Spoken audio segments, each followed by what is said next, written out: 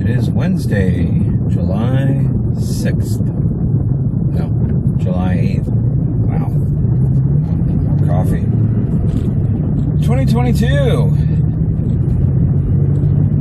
going to share with you a little observation I had this morning on Twitter. And yes, it's one of those things that as much as people think that they're going to walk away from social media, they're not. As much as people think that, well, without social, me included, well, without social media, life would be so much better. No. That cat is out of the bag. There's no putting that chaos back into Pandora's box. Short of a global EMP event or some solar flare, social media is here. I've got to deal with it. You've got to deal with it. Everybody's got to deal with it. Politics, warfare, everything has got to deal with it. Economy. So anyway, the observation that I had this morning was kind of back along the lines of that old saying, one of my favorite sayings: every time you lower a standard, you create a new standard. And it goes, it's more along the lines of kids. You know, in the 90s, yeah, parents were still kind of parents, but, you know, that's when participation trophies really started getting bigger and bigger, more prevalent. The feelings. 80s kids, I think, were pretty much, there's no generation that was perfect. You can't sit here and go, I'm the good old days of, yeah, there's times where I even say that. I would love to go back to 97. A lot of Albanians wouldn't. A lot of Russians wouldn't. A lot of people wouldn't want to go back to 97. Me personally, I would love to go back to 97. It was a pretty good year. Great music. Young. 25. Was it 25? Yeah, it was pretty amazing. But anyway, going back to the whole lowering the standard. If the behavior that we model as parents today establishes a standard for the kids tomorrow, what do we expect? Do we expect things to magically get better with this generation? Or are their kids going to be progressively worse and worse? Or is the standard going to get progressively lower and lower? I worry about stuff like that because, you know, you think about it and it's like, okay, well, for those people who don't have kids, it's not really a problem. Once they're gone, they're gone. And pretty much on any level, you know, you pretty much stop caring about things the moment you die. So, but I wonder about what my kids are going to have to deal with. Think about it. You have a generation that is being promoted through social media, traditional media, that these activist groups on either end of the political spectrum, social spectrum, their behavior is being normalized. You know, let's scream, let's throw a fit, let's throw a tantrum, let's beat people up in their stores because we don't like the product that they sell. Let's burn buildings down in our neighborhood. It's not a really big surprise because this has been going on for a long time. Grew up in Detroit, Devil's Night. You know, celebratory arsonists would run around and set things on fire the night before Halloween. Made no sense whatsoever. You're only damaging your own neighborhood, your own community. But anyway, what do these kids, what do we expect? How do we fix it? Can it be fixed? And, you know, people sit there and they'll say that, oh, we just need church back in schools. Oh, we just need to pull all the guns. Oh, we just need to induce public capital punishment. I've actually heard people say that. If you just execute people and publicly and send a message. No, you don't just send a message that you can get executed publicly. You create an environment of fear. Fear is just never good politically. Well, it depends on who's on the what side of fear.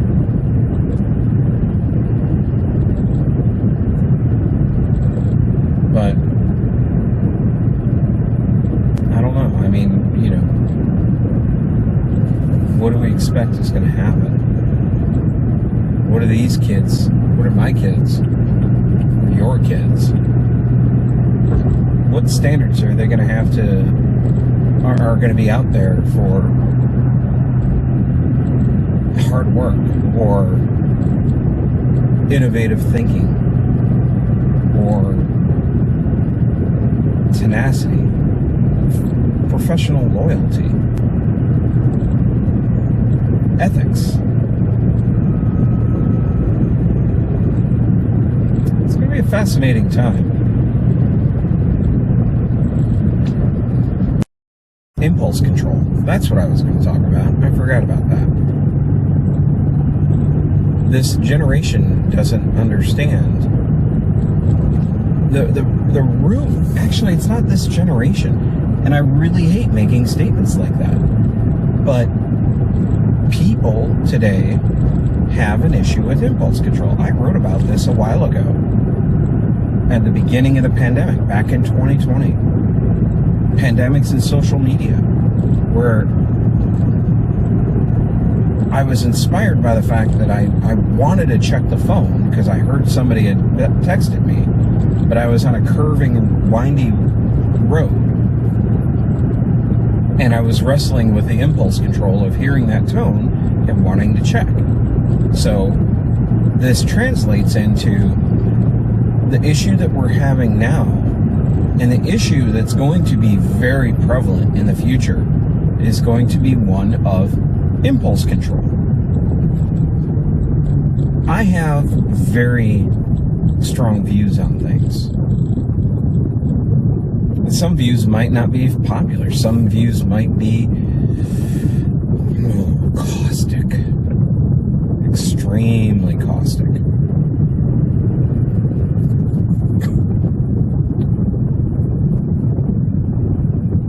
And some views are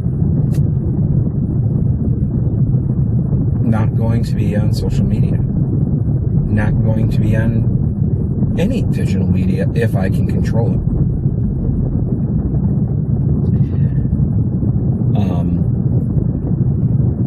Because I'm wrong. There's times where I'm wrong. There's times where my reaction is wrong.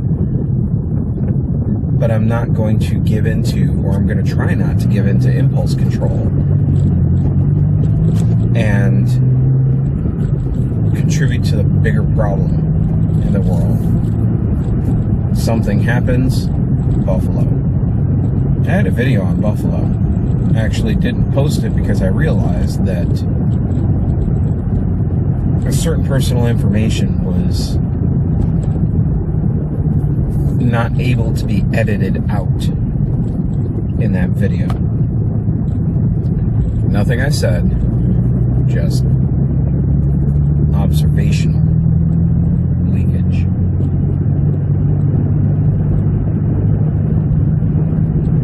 But I have ideas on, I've always had ideas on how to fix things, or how to minimize or mitigate the risks that are out there from a very rapidly changing social environment. Read about it. Wrote quite a bit about it. But the problem is,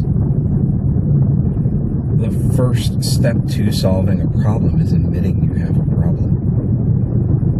And the problem isn't firearms. The problem isn't behavioral modification or the pharmaceutical industry or anything like that. The basic problem is the impulse control that we have when it comes to information. And how that information gets shared. Is there a national hotline for great ideas? No. Now, if you have an idea that'll solve the world,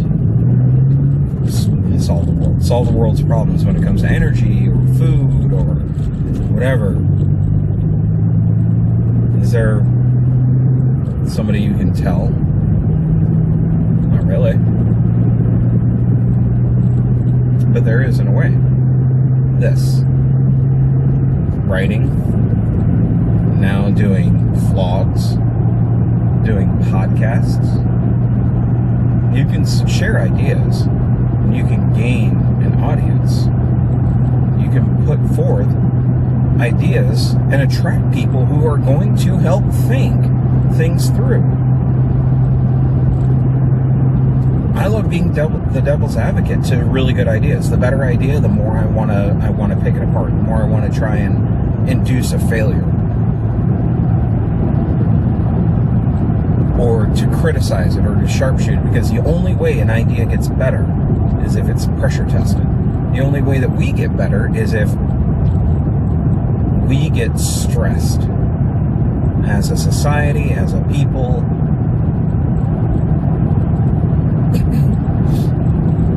At the beginning of this, I talked about the lowering of the standard, or the lowering of standards and establishing new standards and impulse control. But it really boils down to my favorite person. So what are you doing to fix it?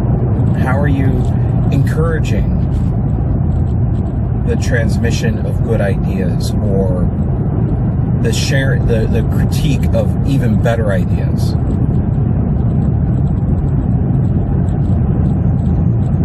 And that also can go into impulse control as well, because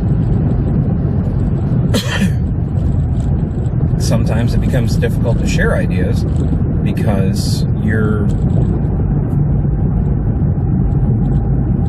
it's really hard to criticize or critique without it becoming an attack or being perceived as an attack. We forgot how to have grace in disagreements.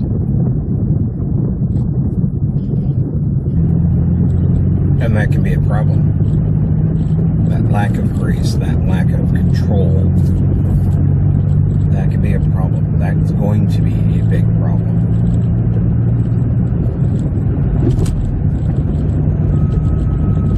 So, here we are.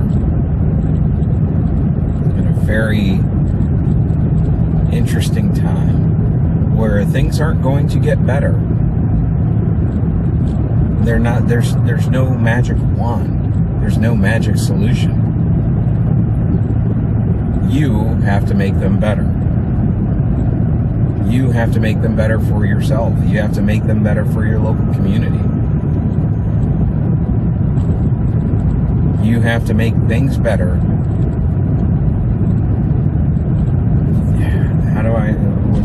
What's the best way to put it? You have to go with the option that gives the best options for the most people.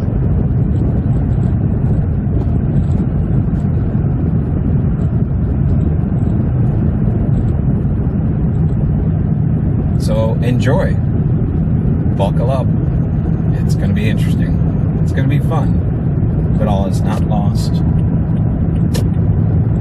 And we'll manage. We'll remain viciously optimistic. Bye now.